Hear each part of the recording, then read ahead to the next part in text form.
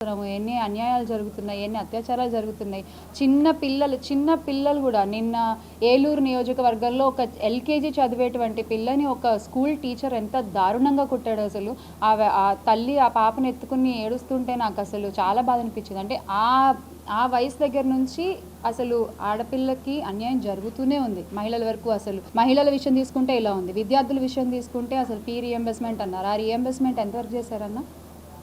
కాలేజీలకి డబ్బులు పంపలేదు, వీళ్ళ అకౌంట్లో డబ్బులు వేయలేదు. ఈ పిల్లలు చదువుకోవాలా, ఫీజులు కడితేనే కాలేజీకి రమ్మని కాలేజ్ యాజమాన్యాలు చెప్తారు. నాకు అర్థం కాలేదు. అంటే వారసుడు అంటే కొడుకే అవుతాడా, కూతురు అవదా?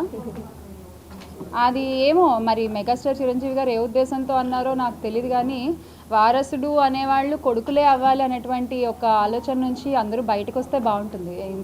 ఇంత మహిళలు ఇంత అభివృద్ధి చెందుతూ ఇంత ముందుకు నడుస్తున్న ఈ రోజుల్లో కూడా వాళ్ళ ఇంట్లో వాళ్ళ కోడలే ఉంది. ఉపాసన గారు ఎంత చక్కగా రన్ చేస్తున్నారండి. ఒక డైనమిక్ లేడీ, ఒక ఉమెన్.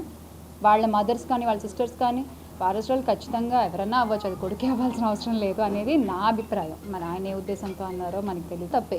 సినిమా వేదికలపైన రాజకీయాలు అనేది ఎవరు మాట్లాడినా తప్పే, అది ఏ పార్టీ వాళ్ళైనా సరే.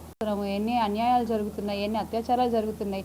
చిన్న పిల్లలు కూడా నిన్న ఏలూరు నియోజకవర్గంలో ఒక ఎల్కేజీ చదివేటువంటి పిల్లని ఒక స్కూల్ టీచర్ ఎంత దారుణంగా కొట్టాడు. అసలు ఆ తల్లి ఆ పాపను ఎత్తుకుని ఏడుస్తుంటే నాకు అసలు చాలా బాధ అనిపించింది. అంటే ఆ వయసు దగ్గర నుంచి అసలు ఆడపిల్లకి అన్యాయం జరుగుతూనే ఉంది. మహిళల వరకు అసలు మహిళల విషయం తీసుకుంటే ఇలా ఉంది. విద్యార్థుల విషయం తీసుకుంటే అసలు ఫీ రీఎంబర్స్మెంట్ అన్నారు. ఆ రీఎంబర్స్మెంట్ ఎంతవరకు చేశారన్న? కాలేజీలకి డబ్బులు పంపలేదు, వీళ్ళ అకౌంట్లో డబ్బులు వేయలేదు. ఈ పిల్లలు చదువుకోవాలా, ఫీజులు కడితేనే కాలేజీకి రమ్మని కాలేజ్ యాజమాన్యాలు చెప్తారు. నాకు అర్థం కాలేదు. అంటే వారసుడు అంటే కొడుకే అవుతాడా, కూతురు అవదా?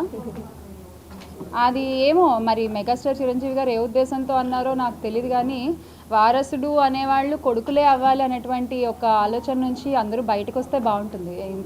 ఇంత మహిళలు ఇంత అభివృద్ధి చెందుతూ ఇంత ముందుకు నడుస్తున్న ఈ రోజుల్లో కూడా వాళ్ళ ఇంట్లో వాళ్ళ కోడలే ఉంది. ఉపాసన గారు ఎంత చక్కగా రన్ చేస్తున్నారండి. ఒక డైనమిక్ లేడీ, ఒక ఉమెన్. వాళ్ళ మదర్స్ కానీ వాళ్ళ సిస్టర్స్ కానీ వారసులు ఖచ్చితంగా ఎవరన్నా అవ్వచ్చు, అది కొడుకే అవ్వాల్సిన అవసరం లేదు అనేది నా అభిప్రాయం. మరి ఆయన ఏ ఉద్దేశంతో అన్నారో మనకు తెలియదు. తప్పే. సినిమా వేదికలపైన రాజకీయాలు అనేది ఎవరు మాట్లాడినా తప్పే, అది ఏ పార్టీ వాళ్ళైనా సరే.